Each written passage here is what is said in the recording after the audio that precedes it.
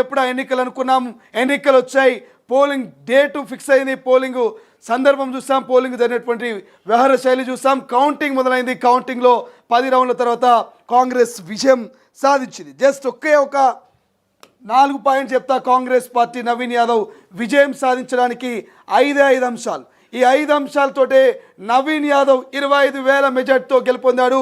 ఆ 5 అంశాలని ఒకసారి తొలి వెలుగు స్క్రీన్ మీద చూస్తున్నాం.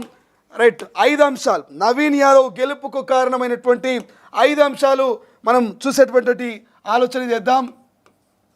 గెలుపుకు కారణమైనటువంటి అంశాలు.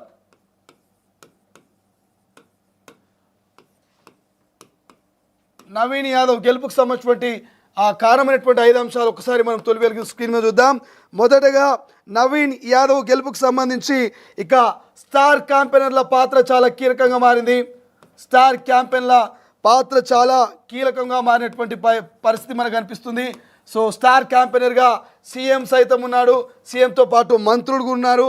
ఇక ప్రధానంగా రెండవ అంశం ఇక ఏదైతే ఎంఐఎంకు సంబంధించి మిత్రపక్షం వహించడం, ఎంఐఎం మద్దతు ఇవ్వడం, మిత్రపక్షం వహించడము, ఇక ఎంఐఎం మద్దతుతోని మనకు కాంగ్రెస్ పార్టీ అభ్యర్థి నవీన్ యాదవ్ విజయం సాధించినట్టుగా చెప్పుకోవచ్చు.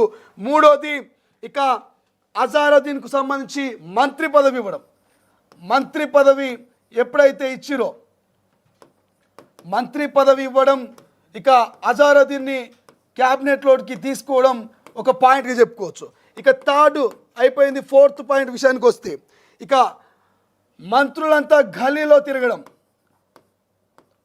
మంత్రులందరూ కూడా జూబ్లీ హిల్స్ గల్లీలో తిరగడం ఒక ప్లస్ పాయింట్గా మనం చెప్పుకోవచ్చు.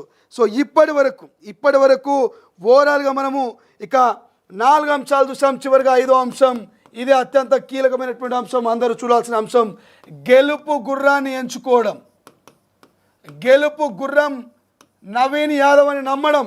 ఈ 5 అంశాలే నవీన్ యాదవ్ని ఇవాళ 25,000 ఓట్ల మెజార్టీతో గెలిపించింది. ఈ 5 అంశాలు నవీన్ యాదవ్ని 25,000 మెజార్టీతో గెలిపించింది. 1 గెలుపు గుర్రాన్ని ఎంచుకోవడం, 2 అజారుద్దీన్కి మంత్రి పదవి ఇచ్చి క్యాబినెట్ తీసుకోవడం, 3 స్టార్ క్యాంపెయినర్ల సెలక్షన్, ఇక 4 వచ్చేసి ఎంఐఎంతో దోస్తీ, ఇక 5 వచ్చేసి మంత్రులంతా కూడా వాళ్ళ స్థాయిని పక్కన పెట్టి అభ్యర్థి గెలుపు కోసం పొద్దుగాల 7 గంటల నుంచి రాత్రి 9 గంటల దాకా ప్రతి గల్లీలో తిరగడం, ప్రతి ఓటర్ని కలవడం, ప్రతి నాయకుడిని బలోపేతం చేయడం.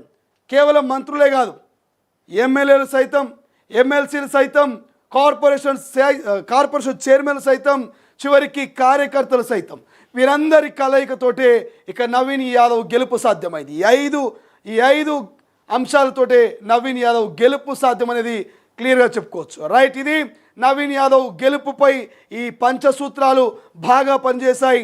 కాంగ్రెస్ వ్యూహం, రేవంత్ వ్యూహం, బీసీ నినాదం బలంగా ప్రజలకు పోయి మరి నవీన్ యాదవ్ను గెలిపించిందనలో ఎటువంటి అతిశయోక్తి లేదు. రైట్, మరిన్ని అప్డేట్స్ అందించడానికి మా ప్రతినిధులు సిద్ధంగా ఉన్నారు. అక్కడ జరుగుతున్నటువంటి కోలాహలం, అక్కడ ఉన్నటువంటి సంబరాలు, అభ్యర్థి బంధువులతో మాట్లాడడానికి మా ప్రతినిధులు సిద్ధంగా ఉన్నారు. ఆ వీడియో బయట తొలి వెలుగు స్క్రీన్ ఒకసారి చూద్దాం. రమేష్ అన్న మీ కొడుకు గెలవబోతా ఉన్నాడు, ఎట్లా అనిపిస్తా ఉంది? చాలా సంతోషంగా ఉంది. మంచి మెజారిటీతో గెలుస్తుండని చాలా సంతోషంగా ఉంది. మాకు టీఆర్ఎస్ పోటే కాదు, కాంగ్రెస్ అంటే రికార్డ్. ఇక జూబ్లీ హిల్స్ ఉప ఎన్నికల కౌంటింగ్ ఉదయం 8 నుంచి ఇక ఎగ్జాక్ట్లీ టైం 1:30 అవుతుంది. ఇప్పటి వరకు తొలి వెలుగు మినిట్ టు మినిట్ అప్డేట్స్ అందిస్తూనే ఉంది. మొదటి రౌండ్ నుంచి 10వ రౌండ్ వరకు కూడా నవీన్ యాదవ్ ఎక్కడా తగ్గలే. ఇక ఆధిత్యం అంటే